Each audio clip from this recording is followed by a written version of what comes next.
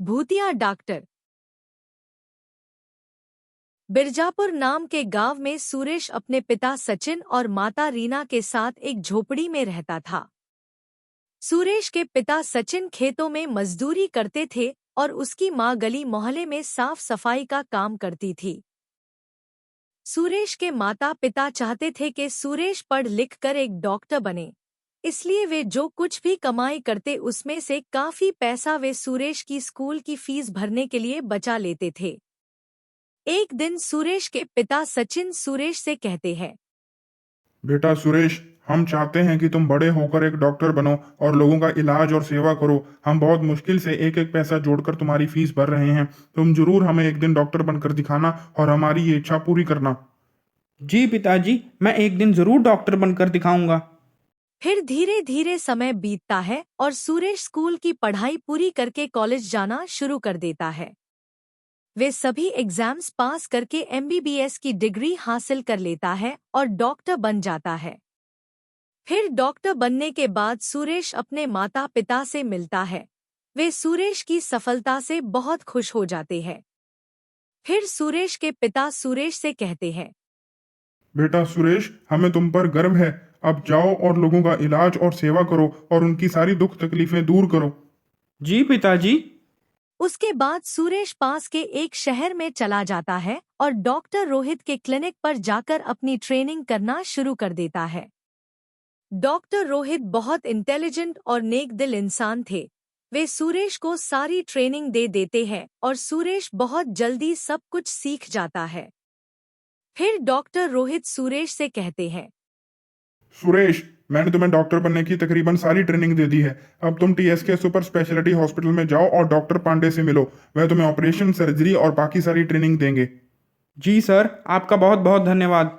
उसके बाद सुरेश अपनी बाकी की ट्रेनिंग पूरी करने टीएसके सुपर स्पेशलिटी हॉस्पिटल में चला जाता है और डॉक्टर पांडे से मिलता है और उनसे कहता है, नमस्कार सर। जी नमस्कार। जी, मुझे डॉक्टर रोहित ने आपके पास सर्जरी और ऑपरेशन की ट्रेनिंग लेने के लिए भेजा है। हाँ ठीक है, हम कल से ही तुम्हारी ट्रेनिंग चालू करेंगे। जी सर। अगले दिन डॉक्टर पांडे सुरेश को सर्जरी, ऑपरेशन और बाकी सारी ट्रेनिंग देना शुरू कर देते हैं।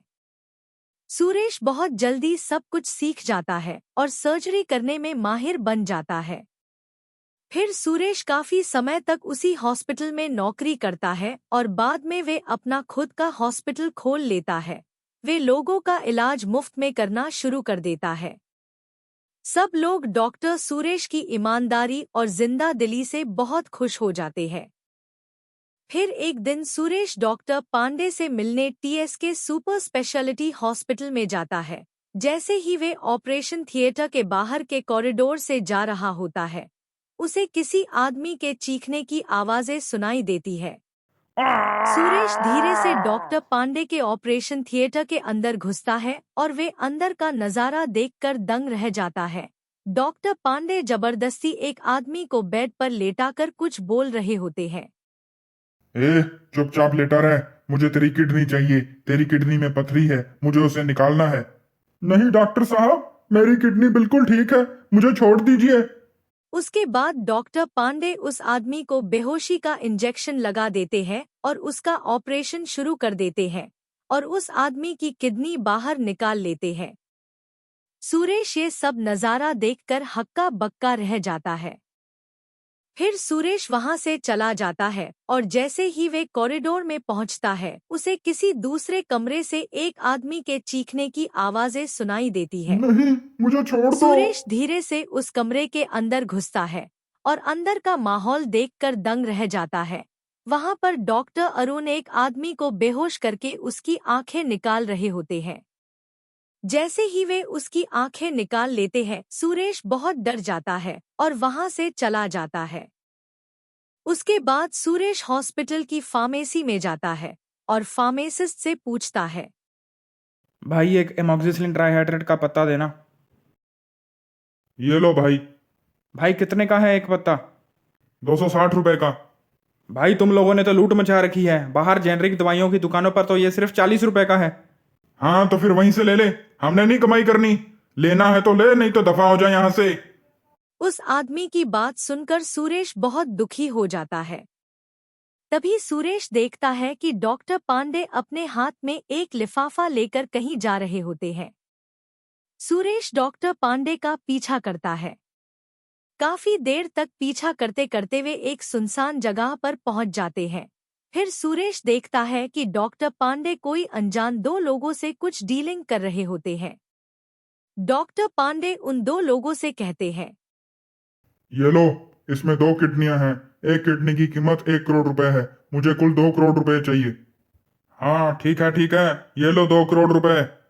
सुरेश सारा खेल समझ जाता है और वे वहां से सीधा पुलिस स्टेशन चला जाता है और इंस्पेक्टर साहब से कहता है, इंस्पेक्टर साहब, टीएसके सुपर स्पेशलिटी हॉस्पिटल के डॉक्टर पांडे और डॉक्टर अरुण लोगों के शरीर के अंगों को निकालकर उनका गैर कानूनी धंधा और व्यापार करते हैं। आप कृपया उन्हें पकड़िए। हाँ ठीक है, हम जल्द ही उन्हें पकड़ लेंगे। आप बाहर मेरा वेट कीजिए, मैं आपको बुलाता हूँ। फिर सुरेश वहां से बाहर चला जाता है और इंस्पेक्टर डॉक्टर पांडे को कॉल करता है और कहता है, हाँ जी पांडे साहब, आपका एक आदमी आया था आपके गैर कानूनी धंधे और व्यापार के बारे में रिपोर्ट लिखाने के लिए। बताइए उसका क्या करना है। हाँ जी इंस्पेक्टर साहब, मुर्गी जब ज्यादा पंख फड़फड़ाने लग जाए तो उसको काटना पड़ता है। उसे शाम को उसी जंगल में बुलाइए, वहीं पर उसका खेल खत्म कर देंगे। जी पांडे साहब, जैसा आप कहें। उसके बाद इंस्पेक्टर साहब सुरेश को अंदर बुलाते हैं और उससे कहते हैं, हाँ जी सुरेश, हम शाम को उसी जंगल में जाएंगे जहां पर वो डीलिंग कर रहे थे और वहां पर जाकर कुछ इन्वेस्टिगेशन करेंगे। जी इंस्पेक्टर साहब। फिर शाम को इंस्पेक्टर साहब और सुरेश गाड़ी में बैठकर वहां से निकल जाते हैं और उसी सुनसान जंगल में पहुंच जाते हैं। तभी वहां पर डॉक्टर पांडे और डॉक्टर अरुण भी आ जाते हैं। सुरेश डॉक्टर पांडे से कहता है, वाह डॉक्टर पांडे वाह, मैं तुम्हारा सारा खेल समझ गया हूँ। तुम्हें क्या जरूरत पड़ गई लोगों के शरीर के अंगों को बेचने की? हाँ तो क्या हम ऐसे ही दुनिया से चले जाएं, हम कमाई ना करें? और तुझे पता भी है कि एमबीबीएस करने में और डॉक्टर बनने में कितना पैसा लगता है। वो पैसा भी तो वसूलना है। हाँ, तो अगर डॉक्टर बनने के लिए पैसा लगता है तो उसका बदला तुम गरीब लोगों से लोगे? तुम गरीब लोगों को लूटोगे? तुम जैसे डॉक्टरों की वजह से ही गरीब लोग इधर उधर भटकते हैं और दर दर की ठोकरें खाते हैं। आज से तू भी इधर ही भटकेगा और दर दर की ठोकरें खाएगा। साथियों, फायर! उसके बाद वे लोग सुरेश पर गोलियां चला देते हैं और सुरेश वहीं पर मर जाता है। फिर वे वहां से भाग जाते हैं। अगले दिन जैसे ही सुरेश के माता पिता को सुरेश की मौत का पता चलता है, वे बहुत रोते हैं। सुरेश के पिता कहते हैं, हे भगवान, मेरा एक ही बेटा था और तूने वो भी मुझसे छीन लिया। हे भगवान, मैंने तेरा क्या बिगाड़ा है? उसके बाद सुरेश की आत्मा भटकते भटकते एक चुड़ैल के पास पहुंच जाती है। वे चुड़ैल बोलती है, अक्का बक्का धूम धड़क्का, आ जाओ सुरेश, मैं तुम्हारा ही इंतजार कर रही थी। हे चुड़ैल, मेरी मदद करो। वे लोग गरीब लोगों के शरीर के अंगों को निकालकर बेच रहे हैं और उनका गैर कानूनी धंधा और व्यापार कर रहे हैं। कृपया मेरी मदद करो। ठीक है, लेकिन बदले में मुझे क्या मिलेगा? मैं सदा तुम्हारा भारी रहूंगा और सदैव तुम्हारे लिए ही काम करूंगा। ठीक है, मैं तुम्हें अपनी सभी भूतिया शक्तियां प्रदान करती हूँ। अक्का बक्का धूम धड़क्का। चुड़ैल के ऐसा बोलते ही सुरेश एक खतरनाक भूत में बदल जाता है और वे कहता है, अब मैं उन लोगों को नहीं छोड़ूंगा, मैं उनका वध कर दूंगा। उसके बाद वे भूत वहां से चला जाता है। वहीं दूसरी और डॉक्टर पांडे, डॉक्टर अरुण और इंस्पेक्टर सुरेश के हॉस्पिटल में आग लगा देते हैं और उसका हॉस्पिटल पूरी तरह तबाह कर देते हैं। फिर एक रात को इंस्पेक्टर साहब अपनी गाड़ी में बैठकर कहीं जा रहे होते हैं। तभी उनकी गाड़ी के आगे एक आदमी आ जाता है। इंस्पेक्टर साहब अपनी गाड़ी रोकते हैं। वे उस आदमी से कहते हैं, अरे ओ बेवकूफ, अंधा है क्या? कहाँ भटकता फिर रहा है रात को? जी इंस्पेक्टर साहब, आपकी वजह से ही तो भटक रहा हूँ। क्या मतलब? मैं कुछ समझा नहीं। मतलब ये। तभी वे आदमी एक खतरनाक भूत में बदल जाता है। इंस्पेक्टर साहब बहुत डर जाते हैं और कहते हैं, सुरेश तुम? हाँ मैं। भाई सुरेश, मुझे माफ कर दो, मैंने डॉक्टर पांडे की बातों में आकर तुम्हें मारा। नहीं, मैं तुम्हें नहीं छोड़ूंगा। जब तक तुम जैसा एक भी करप्ट पुलिस ऑफिसर जीवित है तब तक लोगों का भला हो ही नहीं सकता। ये लो तुम्हारा गिफ्ट। तभी वे इंस्पेक्टर अपनी जान बचाने के लिए भागने की कोशिश करता है। तभी वे भूत एक ड्रैगन में बदल जाता है और इंस्पेक्टर को जलाकर राख कर देता है। फिर एक दिन डॉक्टर अरुण पार्क में घूम रहे होते हैं। तभी वहां पर एक आदमी आता है और वे डॉक्टर अरुण से कहता है, नमस्कार डॉक्टर साहब।